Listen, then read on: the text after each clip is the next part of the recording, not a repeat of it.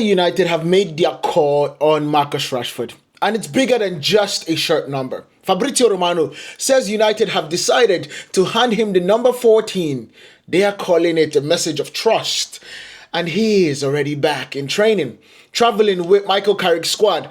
But buried in the same report is a condition that could blow the whole thing up. Let's get into it, because one thing is for sure, a fall from grace is something that we definitely have to talk about with Marcus Rashford, because it is truly clear that we have some gripes in this situation. So quick reset for anyone who lost track of this. 18 months ago, this looked finished. Under Ruben Amorim, Marcus Rashford was frozen out completely, dropped from matchday squads, publicly criticized over his attitude and his standards. And by January 2025, he was out of the door on loan to Aston Villa. He didn't play a single competitive minute for Man United again after the Europa League tie against Victoria Pleasant back in December 2024. That's how he fell. That was when and how far he fell. And it just the team sheets. It wasn't. His number 10 shirt is already now being worn by Matheus Cunha, while he is still frozen out. Symbolically, that was about as clear of a message from the club to Marcus Rashford that they could ever send. It was as clear of a message. So when we talk about Manchester United trusting him again, now you understand why exactly they are revising this whole situation. So now let's look at Barcelona, his stint at Barcelona. Here's where the numbers absolutely matter. You get me? Because this isn't about a sympathetic story. It's not about a sympathy story. Rashford earned this in this situation. Barcelona took him on a season-long loan of 25-26 season. And by every metric, it was his best season in years. 14 goals in 49 appearances, a healthy assist tally on top of that. He was directly involved in Barca's winning the La Liga title, including a stunning free kick at the Clásico at the Santiago Bernabéu that sealed the championship to Barcelona. 2 trophies at the Catalonian Giants. Flick trusted him in a system built on pressing intensity and directness in behind. And Marcus Rashford delivered. It was enough to get him into Thomas Tuchel's 26-man England squad for this summer World Cup, where the Three Lions finished 3rd. And when Rashford posted his thank you message after the squad's announcement, he specifically credited Emery, Hansi Flick, Thomas Tuchel, Aston Villa, Barcelona, and England. Manchester United did not get a mention. Read into that what you will. I'm not going to get into that situation because I've already spoken about it when it actually happened. But why is he actually back? So if Barcelona's spell went that well, why in the world is he still here? Simple. Barcelona never triggered their buy option. £26 million, and they walked away from it and choosing to spend a huge amount of the attacking budget on Anthony Gordon and Karim Adeyemi instead. Barcelona are still financially tight, and they decided that the money was better spent elsewhere than making Marcus Rashford's contract permanent. That left Marcus Rashford back to Old Trafford by default. Not by design, under contract until 2028, on wages around £325,000 per week, arguably, estimatedly anyway. Whether either side wanted that outcome or not, that is the awkward starting point for everything that is happening right now. So this exclusive report from Fabrizio Romano comes out, which brings us to today.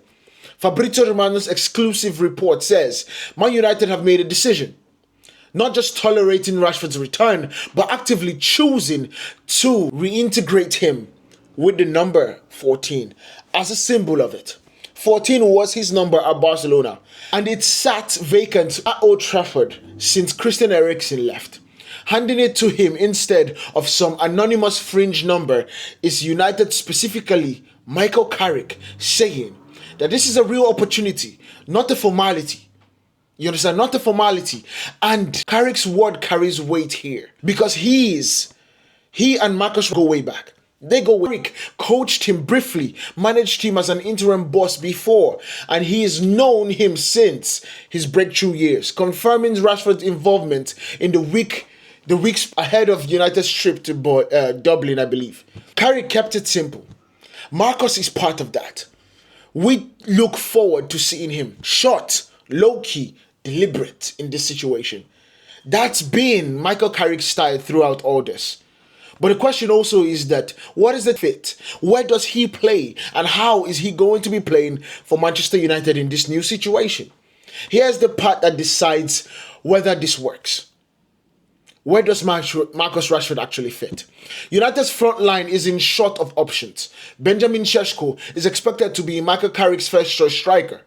Matheus Cunha already holds the number 10 and the central creative role that opened up while Marcus Rashford was away.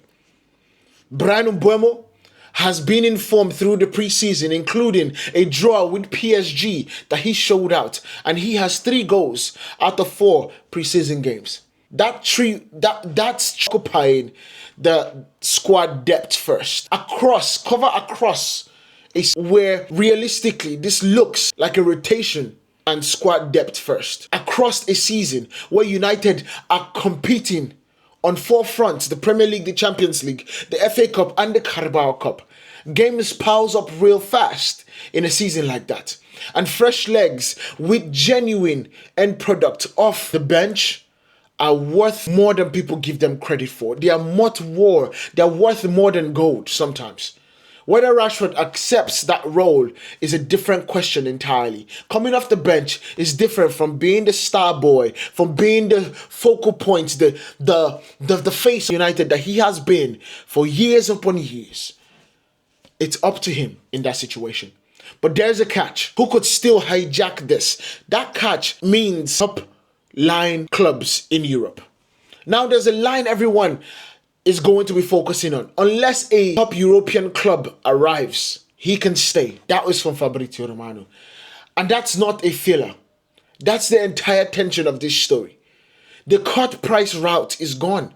Marcus Rashford's £40 million release clause is gone. That one that excluded City and Liverpool expired back in mid-July. Any move now needs a proper negotiation fee, not a shortcut. The clearest confirmed interest is Fenerbahçe, who have reportedly already made contact with the representatives and are ready to spend big to get him to Istanbul. There's also said to be interest from a couple of unnamed Premier League clubs, plus talk out of Italy, Germany and Saudi Arabia. Real Madrid, Bayern Munich, PSG, even a return to Barcelona, those get mentioned as clubs made contact. Confirmed interest and fantasy tier interest are not the same thing, of course. And right now, only those are real. Only one of those are real. This is my honest read. This is low risk for Michael Carrick and potentially high reward. He is not benching a first choice player to accommodate Rashford. He is adding a proven goal scorer and somebody directly involved in a title win 8 weeks ago into a squad that need depth across 4 competitions. The number 14 is a nice gesture, but it doesn't fix anything by itself. Every pundit circulating this story keeps landing on the same point. Marcus Rashford doesn't need United to hand him trust. He needs to go out and earn the crowd's trust back on the pitch, the way he did in Catalonia. If he does that, this becomes one of the smartest zero-cost pieces of business United make all summer. If he doesn't, we are back here in Christmas. That's the full story behind the number 14. Where do you land? Smart integration or an accident waiting to happen again? Let me know. Drop it in the comments. I want to know from you guys what you guys think about this situation. I have already got the Mason Mount double pivots breakdown and the Newcastle collapse video coming this week. Both tie directly into how Michael Carrick's actual building this squad would work out. So hit that subscribe button so you do not miss out on them. PILLAH Sports. I'll see you guys in the next one. Peace.